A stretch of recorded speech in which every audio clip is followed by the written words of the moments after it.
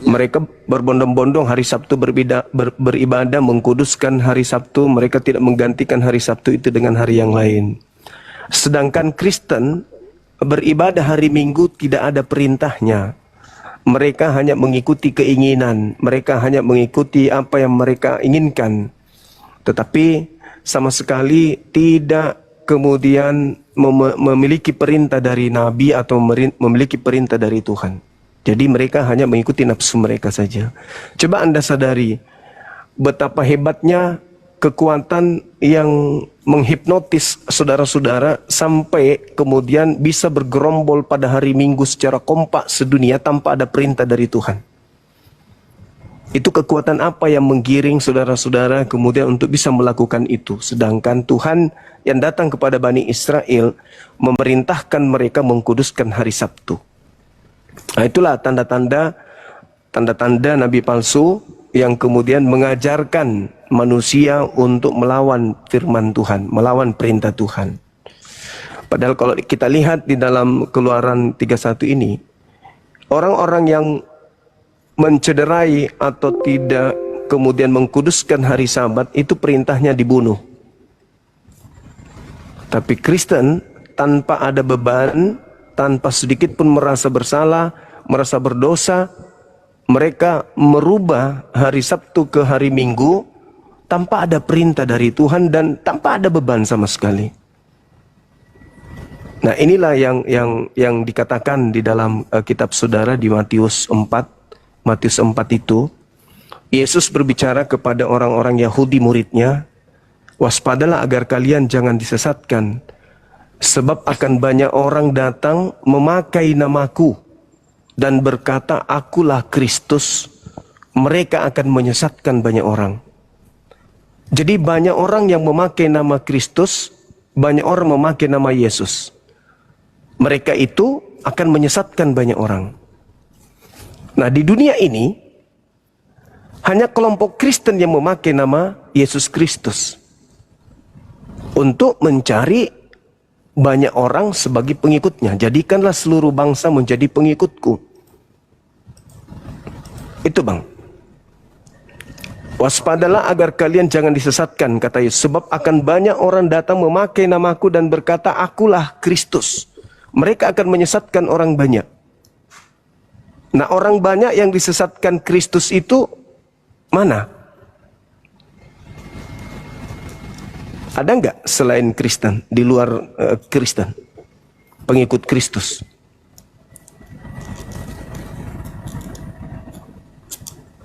Sementara apa yang disampaikan Yesus itu harus tergenapi, karena dia adalah penyampai firman, tidak mungkin bohong.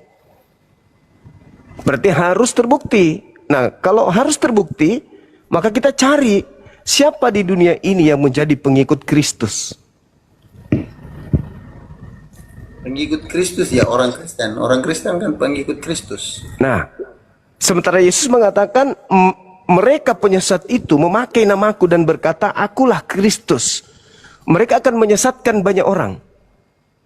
Nah, silakan bang, silakan. Ya Bang Juma, ya memang itu yang tunjukkan kepada orang Kristen, karena memang di dalam internalnya orang Kristen ada sebagian oknum yang seperti itu, memakai nama Kristus untuk melakukan bisnis. Ada itu oknum ya, bukan orang semuanya ya Bang ya. Iya.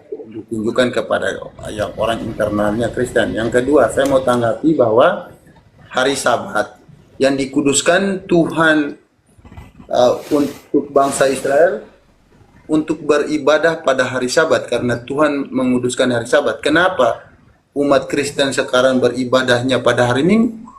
Karena orang Kristen itu memang secara eksplisit tidak tertulis, tetapi kebangkitan Yesus itu terjadi pada hari pertama minggu itu. Sehingga orang Kristen merayakan atas dasar itu, sehingga orang Kristen merayakan atau beribadah pada hari Minggu. Dan ketika Yesus menampakkan diri pada murid-muridnya sedang berkumpul melaksanakan Ekaristi pada hari Minggu pertama, ketika kebangkitan Yesus dari alam maut. Itu Itu tanggapan saya tentang kenapa dulu orang beribadah pada hari Sabat, sekarang pindah ke hari Minggu. Karena Yesus bangkit di antara hari Minggu dan murid-muridnya melakukan ketika mereka berkumpul pada hari Minggu, ketika Yesus menampakkan diri. Iya, berarti tergenapi Bang. Tergenapi yang dikatakan Yesus, waspadalah kepada penyesat yang datang memakai namaku. Maksudnya ketika mereka melakukan pelanggaran akan firman Tuhan, selalu judulnya itu aku. Aku selalu yang mereka jadikan alasan, karena Yesus begini, karena Yesus begini, karena Yesus begini. Kenapa engkau menuhankan Yesus? Karena Yesus membangkitkan orang mati. Kenapa engkau kemudian merubah ke hari Minggu? Karena Yesus bangkit pada hari Minggu. Selalu memakai nama Yesus. Mereka akan menyesatkan banyak orang. Sikit-sikit Yesus, sikit-sikit Yesus. Yesus mengatakan waspadalah kepada penyesat. Ini ucapan Yesus kepada kelompok Yahudi muridnya. Waspadalah kepada penyesat yang datang kepadamu memakai namaku dan berkata akulah Kristus. Berapa itu? Ayat berapa Bang? Matius 24 nomor 3 sampai nomor 5. Nomor 3 sampai 5. Iya. Nah, kalau kita mau mencari di luar daripada kelompok Kristen yang selalu menjual nama Yesus, selalu memakai nama Yesus dan berkata Yesus itu Kristus, bla bla bla bla, itu enggak kita temukan. Kandidat satu-satunya ya hanya agama Kristen. Dan di sini ya saya tanggapin Bang Juma, di sini di ayat 4 ya, jawab Yesus kepada mereka. Ini kan dari awalnya ketika Yesus duduk di atas bukit Zaitun, datanglah murid-muridnya kepadanya untuk bercakap-cakap sendiri dengan dia. Kata mereka, katakanlah kepada kami bila mana itu akan terjadi. Dan apakah tanda kedatanganmu dan tanda kesudahan dunia? Murid-muridnya bertanya kan? Iya. Jadi di ayat 4, jawab Yesus kepada mereka, waspadalah supaya jangan ada orang yang menyesatkan kamu. Sebab banyak orang akan datang dengan memakai namaku dan berkata, akulah Mesias. Apakah orang Kristen ada yang menyatakan dirinya Mesias? Atau Paulus pernah mengatakan dirinya Mesias? Tidak. Jadi gini Bang, kalau kita berbicara terkait hal tersebut, mereka waspadalah agar kalian jangan disesatkan sebab banyak orang akan datang, banyak orang yang akan datang memakai namaku. Jadi bukan orang itu mengaku akulah Ya, Mesias. Ini jelas ada tulisan Mesias, akulah memakai namaku dan berkata Akulah Mesias. Apakah Paulus pernah berkata akulah Mesias? Karena tuduhan ini saya tahu bahwa arahnya ke Paulus. Oke, baik. Apakah Paulus itu pernah mengaku Mesias? Kan gitu ya? Ya, tidak pernah. Oke. Nah, sekarang apakah Paulus itu pernah mengaku Mesias? 1 Korintus 11 nomor 1. Jadilah teladanku sebagaimana aku juga adalah Kristus. Beliau mengaku Kristus. Di mana, Bang? Saya coba. Coba silakan. Bang Juma di mana? Di 1 Korintus 11 nomor 1 coba Anda baca. 1 Korintus 11 nomor 1. pasti ada lanjutannya. Ya, silakan. Jadilah pengikutku sama seperti aku juga menjadi pengikut Kristus. Tidak ada kata pengikut di situ, Bang, dalam bahasa original teksnya, itu tambahan. Kalau begitu mungkin itu jelas ya. Ini jelas.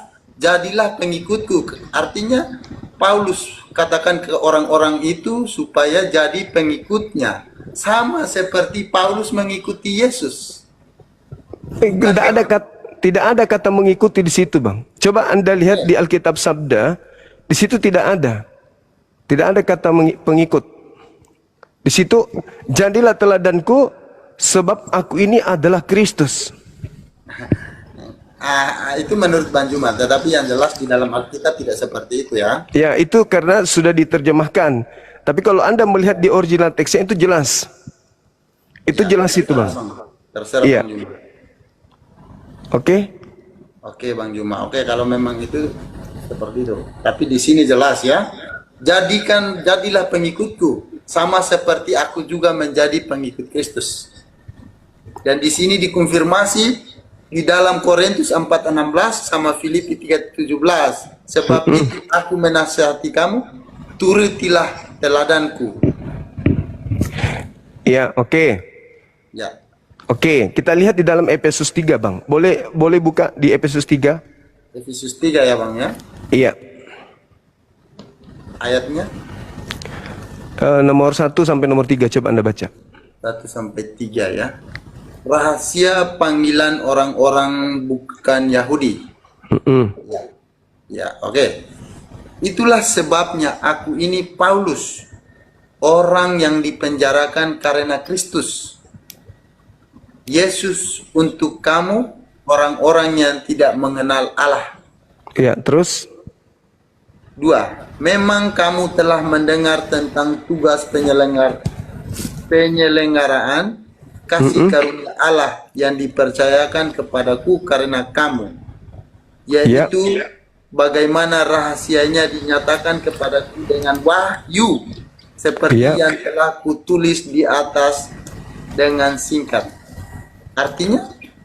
Coba terus saja Bang. Nanti kita akan temukan bahwa ternyata memang Paulus ini dia mengaku sebagai Kristus gitu. Ini dinyatakan kepadaku dengan wahyu seperti yang telah kutuliskan di atas dengan singkat. Iya. Apabila kamu membacanya, kamu dapat mengetahui daripadanya pengertianku akan rahasia Kristus. Terus baca terus. 5. Yang pada zaman angkatan-angkatan dahulu tidak diberitakan kepada anak-anak manusia, tetapi yang sekarang dinyatakan di dalam roh kepada rasul-rasul dan nabi-nabi yang kudus.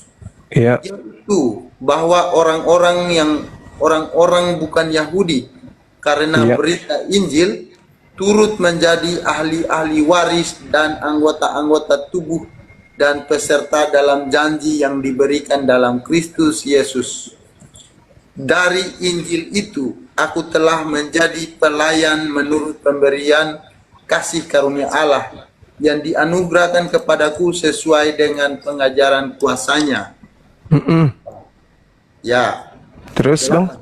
Kepadaku yang paling hina di antara segala orang kudus, telah dianugerahkan kasih karunia ini, untuk memberitakan kepada orang-orang bukan Yahudi kekayaan Kristus yang tidak terduga itu, dan untuk menyatakan apa isinya tugas penyelenggaraan rahasia yang telah berabad-abad tersembunyi dalam Allah yang menciptakan segala sesuatu, supaya sekarang oleh jemaat diberitahukan berbagai ragam hikmat Allah kepada pemerintah-pemerintah dan penguasa-penguasa di surga, sesuai dengan maksud abadi yang telah dilaksanakannya dalam Kristus Yesus Tuhan kita. Sudah? Iya. Nah, kita lihat pengakuan daripada Paulus di data Efesus 3 ini, itu dia bertugas kemudian menggantikan posisi Yesusnya. Yang tadinya Yesus yang menjadi Mesias bagi Bani Israel, dia pun mengaku bahwa tugas itu diembankan kemudian kepada non-Yahudi. Berarti dia mengambil posisi daripada Kristus yang untuk Yahudi, dan Paulus itu Kristus untuk non-Yahudi. Gak ada Bang. Seperti yang tadi, yang saya katakan tadi Bang. Yang saya katakan tadi itu, bahwasanya jadilah teladanku sebagaimana aku ini juga Kristus. Tidak ada kata pengikut di situ. Bagaimana aku telah mendapat karunia dan wahyu daripada Kristus? Dia tidak mengaku dirinya Kristus. Bang Juma jelas ini. Iya, dia mengambil karunia itu, dia mengatakan bahwasanya dia juga adalah Kristus. Sama seperti yang diceritakan itu, bahwa dia juga adalah Kristus. Dia adalah seperti ini, mengambil sifat Kristus itu. Dia mengaku bahwasanya oleh karena dia diutus oleh Yesus, maka apa yang dinobatkan kepada Yesus ini sebagai Kristus itu diambil oleh dia. Ya, tapi kan dia jelaskan dari atas bahwa itu diwahyukan. Iya, Bukan diwahyukan. dia mengaku dirinya Kristus, bukan. Dengar Bang. Kalau kita lihat dalam yang saya katakan tadi ini, yang saya katakan kepada saudara, bagaimana dia di 1 Korintus 11 nomor 1. Di situ jelas dia mengatakan, jadilah teladanku, sebagaimana aku ini juga Kristus. Coba Anda masuk di original teksnya. Tidak ada kata Bagaimana aku mengikuti Kristus, sebagaimana bukan, tidak ada kata mengikuti, Bang. Tidak ada kata mengikuti di situ. Nah, kalau menurut Bang Juma seperti itu, biarlah penonton di bawah menilainya 2,6. Bahkan Paulus itu kan pernah mengaku Bapa. Akulah yang menjadi Bapakmu dalam Yesus Kristus. Artinya Paulus ini mengaku sebagai bapaknya orang-orang Kristen, sehingga Kristus. Gimana? Dalam Kristus bukan berarti dia mengaku dirinya kecuali tanpa Kristus, boleh. Dalam Kristus artinya dia masih melibatkan Kristus di dalam dirinya. Oke, Bang Juma. dia mengaku satu dengan Kristus, Bang. Dia mengaku satu dengan Kristus. Artinya, ketika orang Kristen ini mengatakan Yesus itu satu dengan Bapa, maka dia adalah Bapa. Maka Yesus, kalian pun saudara Kristen pun harus mendudukan tuduhan terhadap Yesus itu kepada Paulus. Ketika Paulus mengatakan bahwa aku bersatu dengan Yesus, bahwa aku kemudian ada di dalam Yesus, maka Bapa di dalam dan kamu di dalam aku di dalam Bapa, Paulusnya mengaku, Bang. Paulusnya sendiri yang mengaku, Bang, bahwasanya dia mengaku disalib bersama dengan Yesus. Dia mengaku kemudian Yesus dan Paulus itu dia gunakan kata kami, aku dan Yesus adalah kami. Artinya dia mengaku satu dengan Yesus. Ya, apa salahnya kalau dia mengaku? Ya, berarti kedudukan Kristus itu juga ada pada dirinya.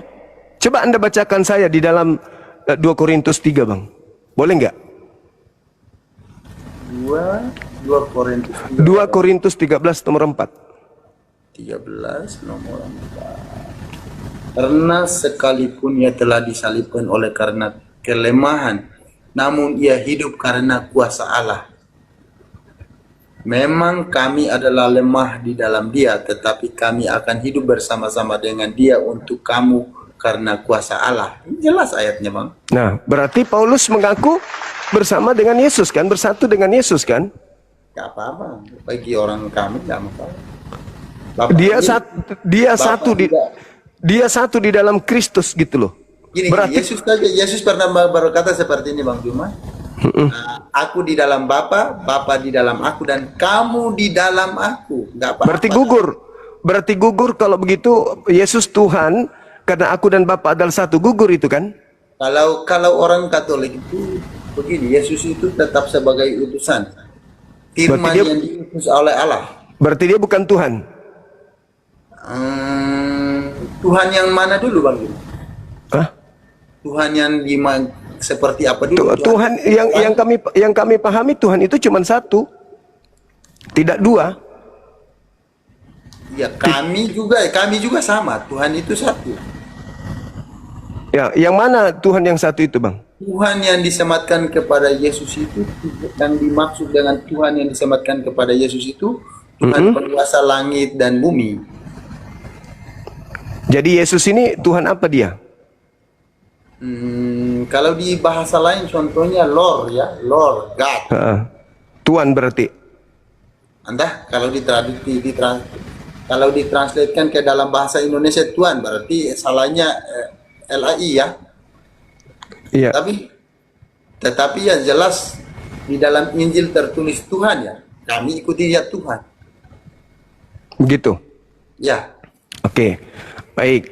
Nah, kembali yang tadi saya sudah mengatakan 1 Korintus 11 nomor 1, di situ Paulus mengaku Kristus. Itu yang pertama. Apa kalau menurut Abang seperti itu enggak? Itu original teksnya, Bang. Saya baca original teks. Oke. Nah, Oke, boleh. yang kedua dikatakan bahwasanya apabila ada orang mengaku bertemu dengan Kristus di padang gurun. Pernah nggak Paulus mengaku bertemu dengan Kristus di padang gurun, Bang?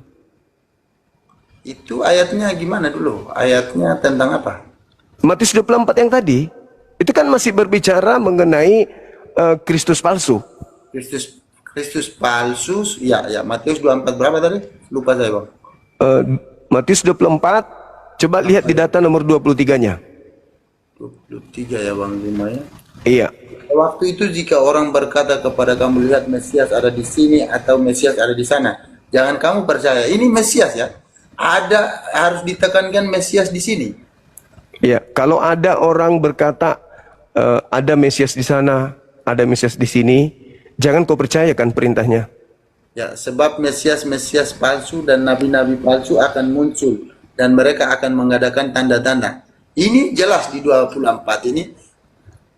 Tidak pernah Paulus mengaku dirinya Mesias. Yang kedua, Paulus bukanlah nabi.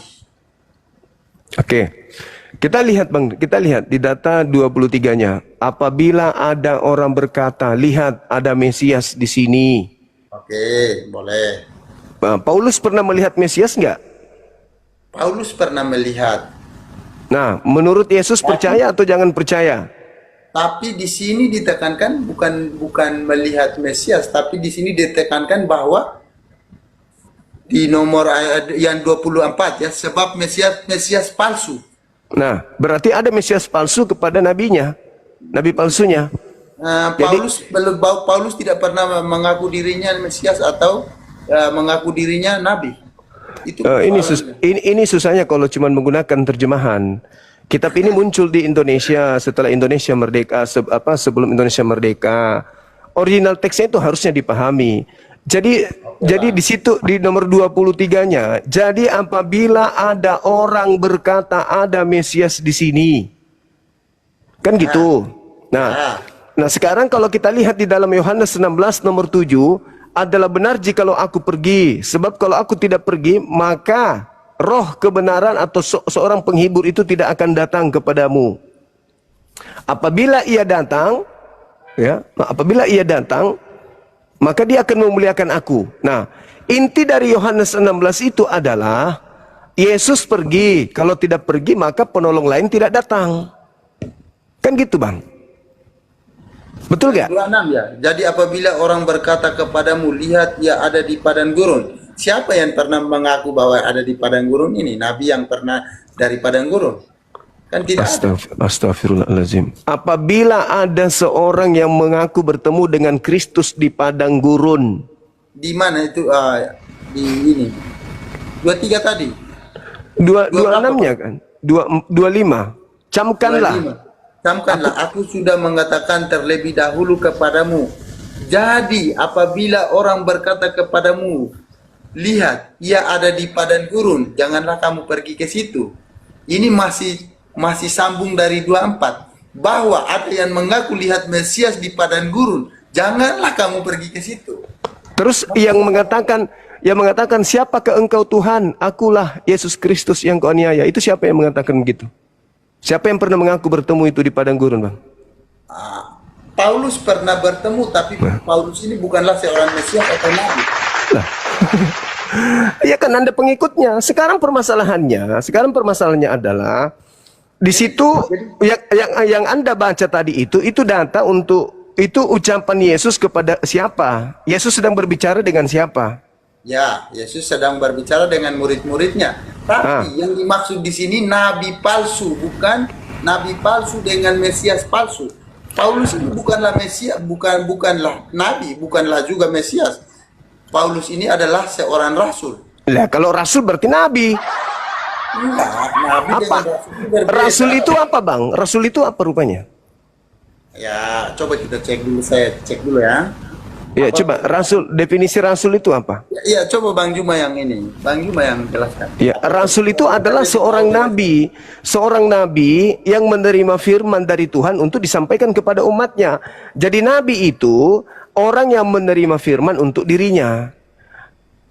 Apabila firman itu diperuntukkan untuk orang lain, maka dia disebut rasul. Jadi kedudukan rasul itu lebih tinggi dari nabi. Nabi belum tentu rasul, tapi rasul sudah pasti nabi. Rasul itu selevel sarjana, sedangkan nabi itu SMA. Tidak mungkin orang jadi sarjana kalau tidak lulus SMA. Harus SMA dulu. Maka ketika ada orang mengaku rasul, wajib hukumnya dia nabi. Nah, kalau Anda mengatakan dia bukan nabi, lalu dari mana 13 buku didapatkan kalau dia bukan nabi? Seorang nabi itu adalah orang yang menerima firman. Dari mana kemudian dia dapat tulisan 13 buku ini kalau dia bukan nabi? Saya ada kutip ini, saya ada ambil dari ini perbedaan utama nabi dan rasul adalah tugas penyampaian wahyu serta syaratnya baru. Seorang rasul adalah nabi yang juga bertugas.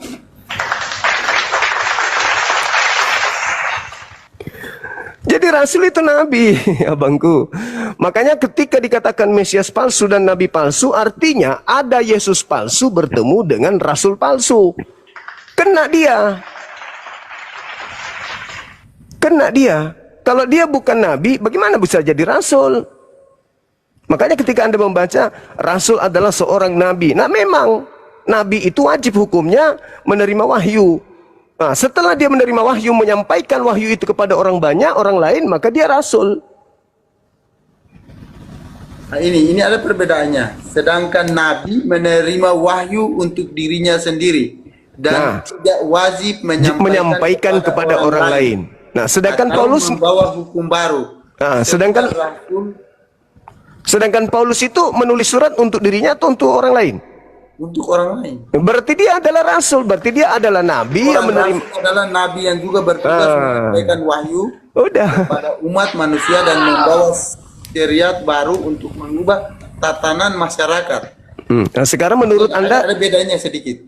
Iya, nabi adalah yang menerima wahyu untuk dirinya dan tidak berkewajiban menyampaikan kepada orang lain. Tapi kalau rasul, dia adalah nabi yang wajib menyampaikan apa yang diterima itu kepada orang lain. Itu perbedaannya kan? Iya. Nah sekarang Anda paham enggak kalau Paulus itu nabi? Enggak. Lah tadi apa yang Anda baca? Rasul adalah? Ini ada perbedaannya soalnya. Iya, rasul adalah? Dia kan dia menerima wahyu bukan dirinya sendiri untuk dirinya, dia menyampaikan kepada orang lain. Iya, kalau untuk dirinya saja dia hanya nabi. Tapi kalau dia sampaikan kepada orang lain maka dia adalah nabi dan rasul. Nah, enggak ada. Coba Anda baca lagi. Rasul adalah? Ya udah Bang Juma. Nah, gitu dong. Jangan menyembunyikan kebenaran abangku. Dan memang Lukas mengatakan Paulus itu nabi. Di dalam Kisah Para Rasul 13 nomor 1, ada beberapa nabi di Antioquia, di antaranya adalah Saulus. Jadi di sini Bang Juma mengatakan bahwa yang nabi palsu itu adalah Paulus, begitu? Saya tidak menyebut dia, tapi saya bertanya, ini tema saya. Orang banyak yang disesatkan oleh Kristus palsu itu mana? Kan Kristus palsu datang menemui nabi palsu. Nabi palsu menerima pengajaran dari Kristus palsu.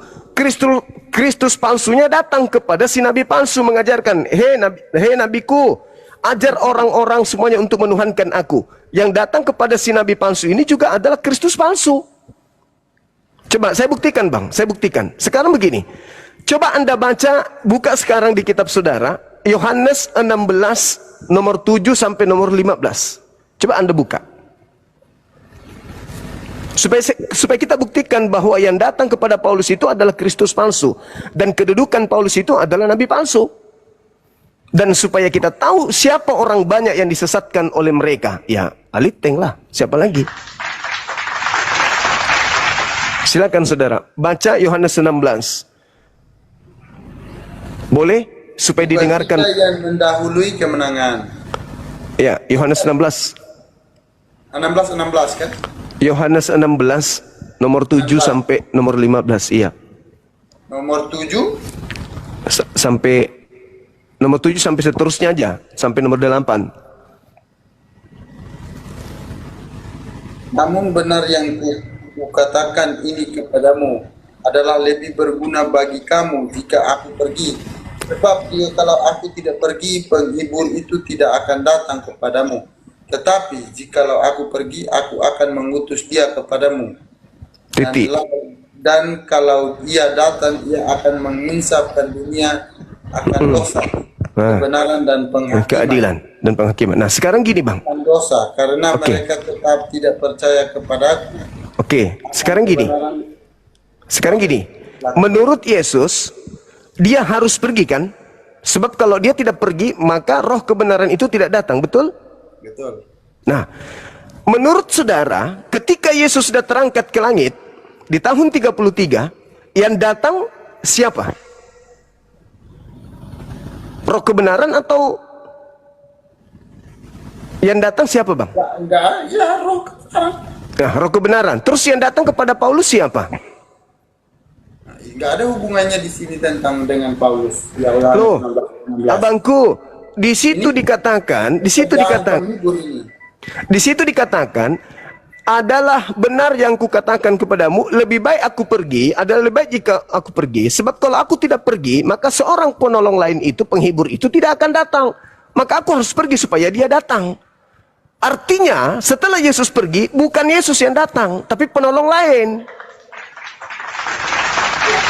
Nah, sekarang yang dimaksud di sini adalah roh kebenaran. Oke, nah sekarang yang datang kepada Yesus di padang gurun, yang datang kepada Paulus siapa? Yang datang kepada Paulus, Iya. Yesus Siapa? menampakkan diri karena Yesus Yesus. Telah menjadi kemuliaan. Lah, enggak ada. Yang datang bukan Yesus aku. telah bangkit. Yang datang bukan aku.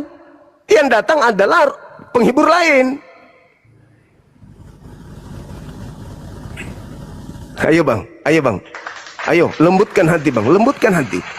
Ada dua yang datang setelah Yesus, kata Yesus. Yang pertama adalah penolong lain. Yang kedua adalah penyesat. Nah, penolong lain ini tidak mengaku Yesus, tapi penyesat ini mengaku Yesus. Pertanyaannya, yang datang kepada Paulus mengaku siapa? Yesus. Berarti kesimpulannya yang datang kepada Paulus ini adalah Mesias palsu atau asli? Dia akan memuliakan aku, tapi di sini intinya di 13. Tetapi apabila ia datang, yaitu roh kebenaran, dia akan memimpin kamu ke dalam seluruh kebenaran. Sebab ia tidak akan berkata-kata dari dirinya sendiri, tetapi segala sesuatu yang didengarnya itulah yang akan dikatakannya, dan ia akan memerintahkan kepadamu hal-hal yang akan datang. Nomor 14-nya? Ia akan memuliakan aku, sebab ia akan memberitakan kepadamu apa yang diterimanya daripadaku. Kita ambil poinnya di situ bang. Dia akan memuliakan aku. Sekarang, menurut Paulus, yang mati dengan jalan terkutuk di atas salib itu siapa? Yesus. Roh kebenaran ketika datang mengatakan Yesus terkutuk atau memuliakan Yesus? Ini ada lanjutannya. Ia akan memuliakan aku, sebab ia akan memberitakan kepadamu apa yang diterimanya daripadaku. Sekarang pertanyaannya adalah, ketika Paulus mengaku bertemu dengan Yesus, apakah dengan mengatakan Kristus telah menebus kita dari kutuk hukum Taurat dengan jalan menjadi kutuk, apakah itu memuliakan? Sebab ada tertulis, terkutuklah orang yang digantung di atas tiang salib. Apakah itu memuliakan Yesus? Di situ abang, ini menurut yang saya ketahui ya, di situ Yesus mengambil alih kutuk yang seharusnya diterima oleh manusia. Bukan berarti Yesus yang dikutuk, karena Yesus tidak pantas dikutuk karena Yesus tidak berdosa. Nah, terus kenapa dikatakan Kristus mati dengan jalan kutuk kalau begitu? Karena memang itu yang visi dan misinya Tuhan untuk menyelamatkan. Inilah sesuatu yang selalu difitnahkan. Memakai nama Yesus, penyesat itu datang memakai namaku, padahal aku tidak pernah mengajarkan itu. Coba bayangkan abang, coba bayangkan. Siapa yang mengajarkan Paulus kalau Kristus Yesus itu mati secara terkutuk? Siapa yang mengajarkan Paulus? Bukan, itu kan nubuatan yang telah ada. Kalau nubuatan abangku, Yesus itu inilah anakku yang kukasihi. Yesus sendiri inilah kemuliaan yang diberikan Bapakku, kemuliaan yang kumiliki sebelum dunia diadakan. Akulah jalan, akulah kebenaran, akulah hidup. Kok sekarang jadi kutuk? Bukan dari Yesus Paulus Yesus bukan dikutuk. Yesus mengambil kutukan yang seharusnya manusia yang menerimanya. Ya itu ajaran Yesus, Iya. itu ajaran Paulus. Makanya saya tanya, dari mana Paulus menerima ajaran itu? Bukan ajaran Paulus. Yesus Lalu siapa yang Yesus punya pernah ajaran? berkata begini, anak manusia akan mati, akan menderita mati dan bangkit dari pada hari ketiga. Ya itu Markus 9 nomor 30-31 itu Yesus tidak merujuk kepada dirinya. Jadi Merujuk kepada dia. Dia siapa? Dia yang sudah dikutuk oleh Tuhan. Dia yang dikutuk oleh Tuhan. ya itu terserah Bang Juma lah. Bang Juma memang mau tafsirkan seperti itu, tetapi Enggak. itu Yang menurut iman kami itu Yesus berkata kepada dirinya sendiri. Ya, sekarang begini abangku. Sekarang begini. Paulus itu menulis surat. 13 buku yang ditulis Paulus itu selalu mengatakan dari Yesus Kristus, dari Yesus Kristus, dari Yesus Kristus Tuhan kita. Kan gitu. Sedangkan yang datang setelah Yesus itu bukan Yesus, tapi roh kebenaran, penghibur lain. Harusnya Paulus itu mengatakan, siapakah engkau Tuhan? Akulah penghibur lain. Nah itu baru kena. Yalah. Yesus kan mengatakan, waspadalah kepada penyesat yang datang kepadamu dengan memakai namaku. Nah, yang datang kepada Paulus ini memakai nama siapa? Ya, Dia. Ya Yesus itu. menampakkan diri. Nah, waspadalah kepada penyesat yang datang kepadamu dengan memakai namaku dan berkata, akulah Kristus. Dia akan menyesatkan banyak orang. Ya, sementara yang datang ini bukan orang lain, Yesus sendiri yang datang. Kecuali ada Mesias lain yang datang. Abangku, penyesatnya itu datang memakai nama Yesus. Siapa dia? Lah, yang datang kepada Paulus itu memakai nama siapa? Ya, kalau begitu yang datang kepada Yesus itu datang kepada Paulus itu saya tanya Bang Juma, kalau memang itu bukan Yesus siapa? Kan Yesus tidak datang. Yang datang kan cuma dua abangku. Yang pertama adalah penolong lain. Yang kedua adalah Yesus penyesat. Yang datang kepada Paulus ini mengaku Yesus. Itu bukan Yesus. Karena yang datang setelah Yesus itu bukan dia. Aku harus pergi. Sebab kalau aku tidak pergi, penghibur itu tidak akan datang. Penghibur itu tidak akan datang. Kalau memang Bang Juma menafsir seperti itu terserah Bang Juma. Tetapi kalau yang sekarang saya dapat dari guru-guru sekolah minggu dan yang lain bukan seperti itu. Iyalah pasti nggak mungkin. Tapi sekarang coba Anda gunakan akal sehat. Menurut Yesus, aku memang harus pergi. Sebab kalau aku tidak pergi, penghibur itu tidak datang. Nah, kalau Yesus yang datang juga ke Paulus, ngapain dia harus pergi? Kapan dia harus pergi? Karena Yesus datang itu sudah datang dengan tubuh kemuliaan. Dia bukan lagi manusia, sudah bangkit dan dia nampak juga kayak sama seperti Tuhan dulu nampakkan kepada Musa. Sekarang kayak Yesusnya berkilau gitu, sama kayak Tuhan. Yesusnya datang itu kapan? Yang kedua kalinya kapan, Bang? Ada sih tertulis bahwa dia akan datang kembali untuk menghakimi orang yang mati. Itu akhir zaman kan? Ya. Ketika dia datang dengan tanda-tanda. Nah sekarang yang datang ini adalah oknum lain. Ada dua. Yang satu penghibur lain yang bukan Yesus. Yang kedua penyesat.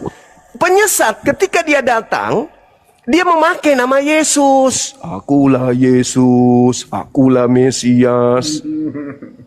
Yalah Bang Juma, terserah kalau memang seperti itu Bang Juma.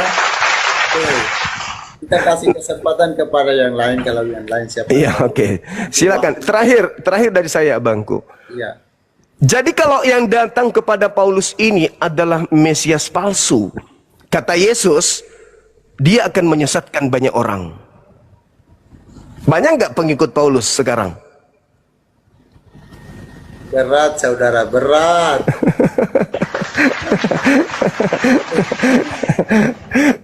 Allahu Akbar, Masya Allah. Boleh Abang mau istirahat? Mungkin saya aja yang lain. Bukan, saya nggak enak karena banyak yang antrian juga mau debat dengan nanti. Oke. Saya Baik. dengan Bang Juma saja nggak selesai juga.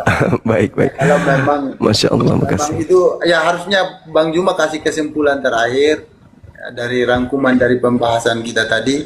Kalau memang seperti itu menurut Bang Juma, ya kalau menurut pemahaman saya tidak seperti itu. Jadi jika ada kata-kata saya yang salah, saya minta maaf.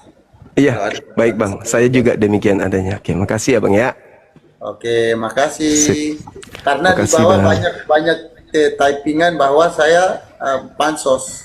Oh, enggak lah, namanya diskusi. Kok pansus pula? Ya, jadi Enggak saya lah. kasih kesempatan kepada yang lain yang mau Oke. berbicara. Baik. Makasih ya Bang Juma. Selamat Makasih Bang. Malam. malam. Ya, turunin saya Bang Juma. Oke, siap. Makasih ya Bangku.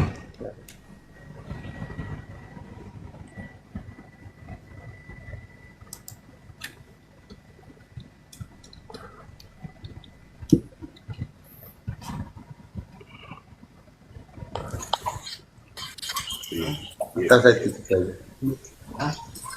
Assalamualaikum, Bang. Halo, selamat malam. Silakan buka kamera teman-teman yang naik. Ya, selamat baru malam. naik. Malam. Silakan Bang. Kamu tutup. Oke, Saudara Williams. Selamat malam. Malam, saudara. Saudara. Oke, sip. Saya tadi senang itu tamu tadi yang barusan ini. Menurut saya dia cerdas. Iya. Menurut saya, menurut saya itu orang-orang Kristen yang patut diacungkan jempol ya. Iya. Itu keren menurut saya dia bicara jawabnya itu apa yang dia katakan bahwa terserah Bang Suma menafsirkan seperti apa tentang Alkitab. Iya. Oke, sekarang saya kembali kepada host ingin bertanya apa? Iya, Abang dari Katolik atau Protestan? Saya Katolik, Bang. Katolik. Oke, Abang yang mau bernarasi duluan? Begini, saya melihat Bang Suma ini lebih fokus membahas kitab orang Kristen ya. Kira-kira kita harus jujur ya. Mana yang lebih menarik Bang Suma? Membahas Al-Quran atau membahas Alkitab? Anda harus jujur menjawab. Oke, baik. Sebenarnya kalau kita membahas Bible itu menarik. Menariknya karena setiap yang dinyatakan Al-Quran tentang kitab-kitab terdahulu, itu kami bisa buktikan bahwa ternyata Al-Quran tidak salah menceritakan tentang kitab terdahulu. Kemudian ketika Al-Quran menjelaskan tentang Nabi Isa alaihissalam, itu kami temukan bahwa Al-Quran ini tidak salah. Di dalam Bible ternyata memang betul diceritakan dengan keadaan seperti itu. Ketika Al-Quran menceritakan tentang ahli kitab, ya ternyata yang kami imani selama ini itu betul. Dengan kami melihat dan membaca isi daripada Bible. Ketika Al-Quran berbicara mengenai sifat-sifat orang-orang kafir, apa yang kami imani itu kami bisa buktikan. Dan ternyata memang tipikalnya kami temukan di dalam Bible itu sendiri. Kan begitu Abang. Jadi kalau berbicara mengenai menarik atau tidak menarik, sebenarnya bukan itu dasarnya. Saya berbicara di sini membahas Bible, dan saya rangkai dengan Al-Quranul Karim. Kenapa? Karena ada amanat agung di dalam agama Kristen itu untuk menjadikan kami orang-orang Islam sebagai pengikut ya Tuhan yang keluar dari kubur, Tuhannya orang Kristen yang keluar dari kubur pada hari ketiga ketika ada perintah, jadikanlah seluruh bangsa menjadi pengikutku. Maka sebelum umat Islam itu jatuh ke dalam keadaan mereka menyembah kepada sosok yang keluar dari kubur, yang bangkit hari ketiga itu ya, saya harus mengkanter. Apa alasannya, apa keistimewaannya, kenapa harus menyembah menjadi murid daripada makhluk itu, sementara Tuhan sudah ada. Tuhan sudah ada satu. Bahkan kalau dikatakan itu Yesus, tunggu dulu. Yesusnya sudah mengajarkan menyembah kepada Tuhan yang mengutusnya. Kenapa dia yang keluar dari kubur harus jadi Tuhan juga? Gitu Bang. Misi kekristenan, misi kemudian agama saudara itu adalah bagaimana supaya menjadikan seluruh bangsa itu menjadi murid. Kami orang Islam itu orang menggunakan akal. Ngapain kami menjadi murid makhluk yang keluar dari kubur itu? Apa untungnya? Apa untungnya, Bang? Sementara Yesus sendiri mengaku ketika dia mengajar di tengah-tengah Bani Israel, di tengah Bani Israel nih, bukan di Kristen. Kan Kristen ini kan orang yang datang belakangan.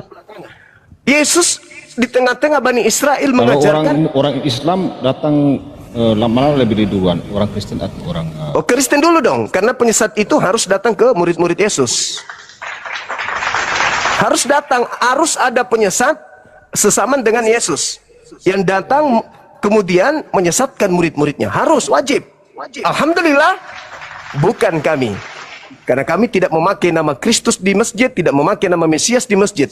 Hanya orang-orang Kristen lah yang kemudian menggunakan nama Kristus Yesus, di mana Yesus menubuatkan bahwa mereka akan menggunakan namaku dan mereka akan menyesatkan banyak orang. Nah, gitu Abang. Silakan. Tadi saya sempat buka Alkitab. Bible Bang, Bible. Jangan pakai Alkitab.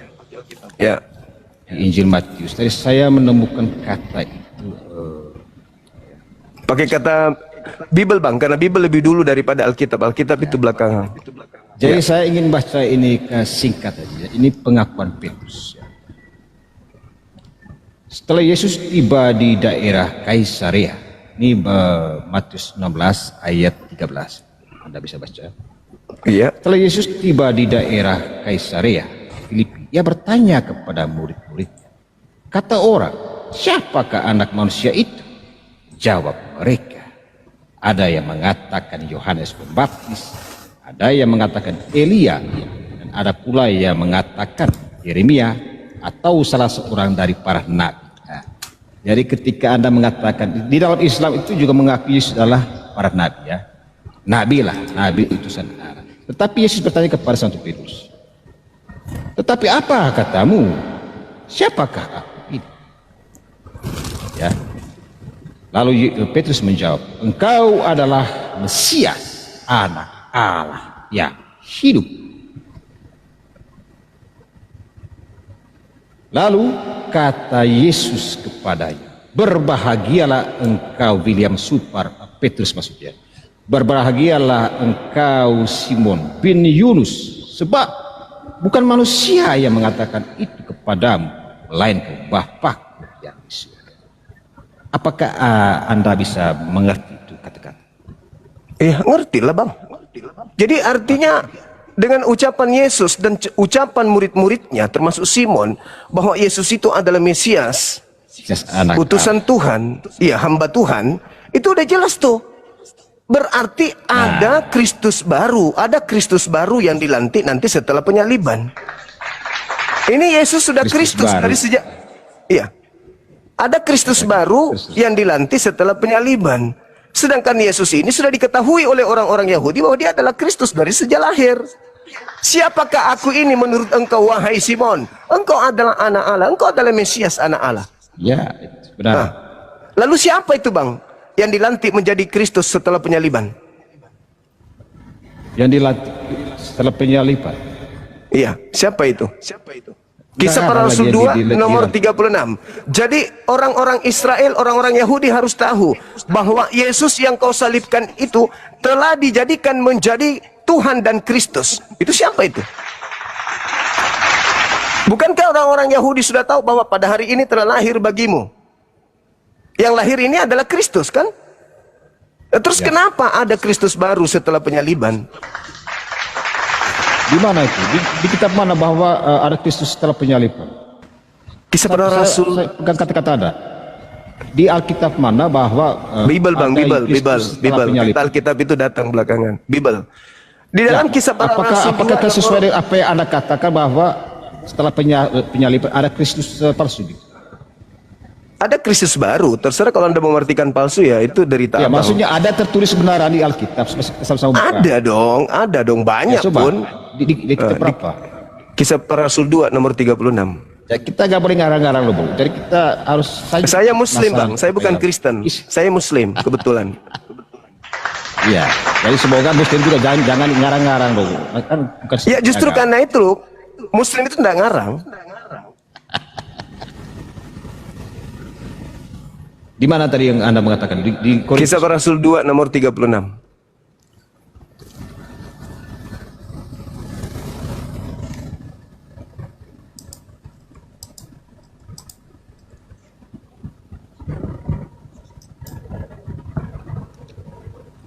Saya senang teman yang barusan tadi yang turun. Bagus sekali kalau dua orang yang tamu, keren. Saya akui dia cerdas sebenarnya. Mungkin dia lebih cerdas dari saya. Kisah Para Rasul 2 36. ayat 3. Saya baca. Silakan. Jadi seluruh kaum Israel harus tahu dengan pasti bahwa Allah telah membuat Yesus yang kamu salibkan itu menjadi Tuhan dan Kristus. Ya. Ini orang sudah tahu ya. Jadi seluruh kaum Israel harus tahu dengan pasti bahwa Allah telah membuat Yesus yang kamu salibkan itu menjadi Tuhan dan Kristus. Berarti memperjelas lagi bahwa orang yang kamu salibkan adalah Tuhan. Bukankah begitu pengertian? Iya, telah dijadikan Kristus. Bukan telah dijadikan, dan memang dia sudah menjadi Tuhan dan Kristus. Baru Bang. Baru. Ulang. Saya ulang lagi bahasa saya. Ulang. Oh, Jangan silakan. nafsir kata. Iya, silakan. Sama-sama sekolah kita ya. Iya, silakan. Saya ulang. Jadi judulnya ini khotbah Petrus. Ini Petrus yang berkhotbah. Jadi perlu di Kisah Para Rasul, tetapi perikopnya ini khotbah Petrus. Jadi jangan disalahartikan loh. Saya udah paham itu, Bang. Jadi ini Petrus yang mengatakan kepada orang Yahudi, teman-teman. Iya. Jadi saya udah seluruh paham kaum itu. Israel harus tahu dengan pasti bahwa Allah telah membuat Yesus yang kamu salibkan itu menjadi Tuhan dan Kristus. Nah, sekarang permasalahannya, Anda tahu nggak? Anda tahu nggak bahwa Kristus itu sejak lahir? Bagaimana? Pada hari ini telah lahir bagimu. Kan ini kan perkataan Petrus. Iya. Dia berusaha, dengar dulu bro. Dia berusaha meyakinkan orang-orang Yahudi. Ya. Karena di penulisannya Petrus dulu. Iya. Iya. Itu Lukas. Yang menulis Lukas. Enggak, khotbah Petrus dulu. Memang ini penulis ini kan Kisah Para Rasul. Ini loh khotbah Petrus ini pas Anda terlihat ini. Iya, tapi Lukas yang menulis. Ya. Tetapi kan khotbah Petrus. Jadi Lukas yang menulis, tapi khotbah si Petrus yang. Iya, tahu itu nubuat tentang Daud. Iya. Nubuatan Daud yang dikhotbahkan Petrus itu. Ya, silakan aja Anda lanjut. Ya. Jadi anggaplah ketika Yesus lahir itu di tahun 1, telah lahir kemudian Kristus di tahun 1. Di tahun 33 terjadi penyaliban, lalu dikatakan tahun 33 ada manusia yang disalib telah dijadikan menjadi Kristus. Padahal yang asli sudah Kristus dari sejak lahir. Ada baru menjadi Kristus nanti setelah disalibkan. Kenapa bisa demikian? Coba Anda baca nomor 29 sampai nomor 33. Nah, kalau si Petrus sudah tahu lah bahwa Yesus itu Tuhan dari sejak lahir. Hanya orang Yahudi yang belum tahu, itu yang dia ungkapkan. Oh enggak, bukan gitu ceritanya. Kalau si Petrus murid-muridnya sudah tahu lah bahwa itu tahu, tapi yang disalib ini bukan guru mereka. Orang yang dijadikan kepada mereka ini, yang disalib ini dijadikan menjadi Kristus kepada siapa? Kepada yang menyalibkan. Angkatan jahat. Angkatan jahat disampaikan bahwa angkatan jahat ini kepada mereka yang mereka salibkan itu ya dijadikan menjadi Kristus dan Tuhan mereka. Kalau Anda baca dari data 29 sampai nomor 40, Anda tamat di situ. Anda paham pastinya. Makanya orang-orang yang menyalib orang tersebut, mereka bertanya, apa yang harus kami lakukan? Apa kata Petrus? Bertobatlah kalian. Bertobatlah. Ya. Berilah dirimu diselamatkan dari angkatan jahat ini. Tinggalkan pemahaman itu. Kan gitu. Amin. Nah, sekarang yang menyalibkan Yesus itu adalah angkatan benar atau angkatan jahat, Bang? Yang menyalibkan Kristus waktu Yesus di bumi. Iya. Ya, orang Yahudi dan orang Romawi waktu itu. Iya, itu angkatan jahat atau angkatan benar? Angkatan jahat. Namanya orang yang merencanakan pembunuhan itu orang jahat, masa orang benar? Nah, Iya, angkatan jahat. Jadi kebangkitan pada hari ketiga itu, kebangkitan hari ketiga itu adalah tanda untuk angkatan jahat. Jadi orang yang percaya kepada kebangkitan hari ketiga adalah angkatan jahat. Itu jelas itu. Dan Yesus sudah katakan itu ketika mereka minta tanda, orang Farisi minta tanda. Guru, berikan kami tanda. Apa kata Yesus? Angkatan jahat dan angkatan tidak setia ini minta satu tanda dan tidak akan diberikan satu tanda apapun selain tanda Yunus. Sebab 3 hari 3 malam dalam perut bumi si Yunus, demikian juga anak manusia akan berada dalam perut bumi 3 hari 3 malam. Berarti kebangkitan hari ketiga itu adalah tanda untuk angkatan jahat. Bang Sima, Anda cocoknya ini jadi pendeta. Ya, mengapa saya bilang Anda cocok jadi pendeta? Anda itu seperti sudah diarahkan ke pengikut Yesus. Kalau saya jadi pendeta, Bang, orang semua jadi Islam nanti, jadi mualaf semua. Hah? Ya, kenapa Anda masih bertahan di Islam ketika Anda lebih cinta dengan pembahasan Alkitab? Lah, kok jadi cinta, Bang? Saya mengarahkan orang-orang secara menggunakan logika, ini. secara logika menggunakan anak akal sehatnya. Kristen tahu bahwa si Suma itu cinta pada Alkitab, pada Kristen. Abangku, agama Kristen itu datang di bawah penjajah ke Indonesia untuk menjadikan Nusantara ini menjadi penganut agama Kristen.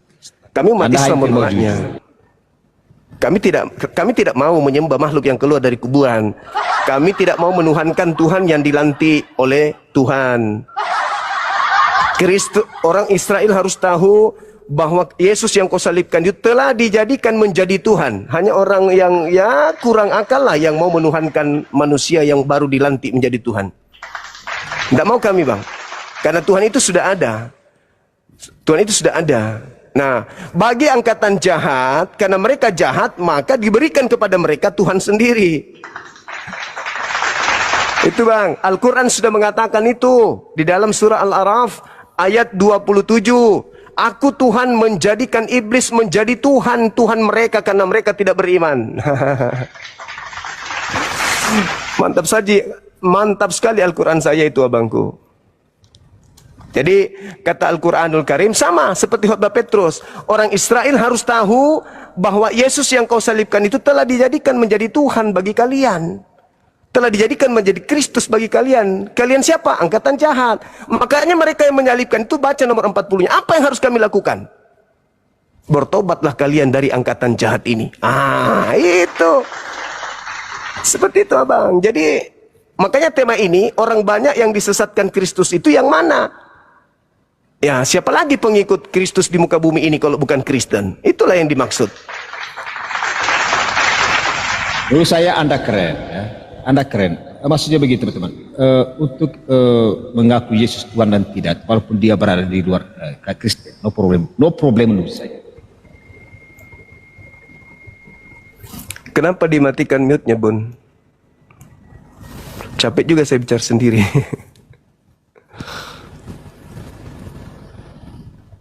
Kenapa mic saya selalu Anda matikan? Saya juga nggak tahu. Jangan bercandakan. Jadi ini begini, tangan saya. Ini tangan saya.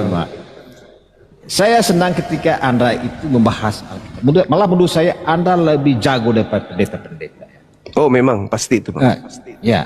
Iya. Tapi begini, menurut saya kaki kiri Anda sudah di dalam Kristen ya. Ngapa begini teman? Mungkin Anda mengatakan bahwa saya tetap Islam. Ya. Begini, jika Anda mau jujur, kenapa Anda tidak mau bahas Al-Quran supaya saya cintai Islam gitu. Ya. Ketika Anda bahas Alkitab itu membuat orang semakin cinta kepada Kristen. Saran saya kepada Anda, jika Anda mau mendapatkan umat Islam, Anda harus fokus membahas Al-Quran. Itu sudah ada, Bang. Ada ustadzku, ada ulama-ulama saya, ada dai. Seluruh saya, Anda tuh punya karunia kata-kata yang bisa meyakinkan. Yusuf ya, alhamdulillah, saya sudah pernah lihat dia live, bro. Alhamdulillah. Anda lebih keren loh. Alhamdulillah, gerakan misionaris di Indonesia udah mulai melemah karena adanya saya. Enggak, justru Anda dengan Anda membuat perdebatan itu, akan semakin orang Kristen itu semakin nakal dia akan semakin keras mencintai Kristen. Silakan Maksud saya aja. begini teman-teman. Dan umat Ya. Islam akan semakin kuat Saya nggak tahu memegang teman-teman. akidahnya. Ketika orang Islam menghina orang Kristen, itu semakin membuat saya baca Alkitab. Bagus. Sebelumnya saya tidak pernah baca Alkitab. Ya, mudah-mudahan Ya. Anda keluar dari Kristen segera. Justru saya mengatakan begini, ketika Zuma Live itu membuat orang Kristen rajin baca Alkitab. Nah, setelah Iya. kalian rajin baca Bible, pakai ini. Pakai ini, jangan pakai Ya, dogma. logika. Pakai ini, jangan pakai Kalau William imani Supar saja. itu berlogikanya keren banget. Oke. Ya. Sekarang coba saya urai, coba saya uji abang ini. Ketika di Yohanes 16 nomor 7 nomor 8 Yesus berkata, adalah lebih baik jikalau aku pergi, sebab kalau aku tidak pergi maka penghibur itu tidak akan datang. Pertanyaan saya, menurut data itu yang datang setelah Yesus pergi siapa? Roh Kudus. Yang datang kepada Paulus di padang gurun siapa? Roh Kudus. Mana ada? Berarti Anda cuma baca Roh doang. Kudus, ya. Jadi roh. Ya, siapakah Jadi roh engkau? Kudus itu Siapakah engkau Tuhan? mendatangkan Paulus. Jadi yang melihat itu cuma Paulus. Siapakah engkau Tuhan? Akulah Yesus. Iya, karena begini. Aduh, Roh Kudus itu kan jelas dia parah. berwujud Yesus. Loh, aduh akal. Dan yang pengirimnya Yesus Kristus. Aduh, mulai lagi ngaco. Itu makanya Bang, kenapa orang Kristen itu tidak bisa melemahkan iman kami umat Islam. Meskipun tiap malam saya baca ini, saya semakin kuat di Islam. Karena kenapa? Orang Kristen bermusuhan dengan Bibelnya. Yesus berkata, Enggak, masalahnya Al-Quran itu sudah selesai baca. yang datang setelah aku adalah penghibur lain. Aku harus pergi supaya penghibur itu datang.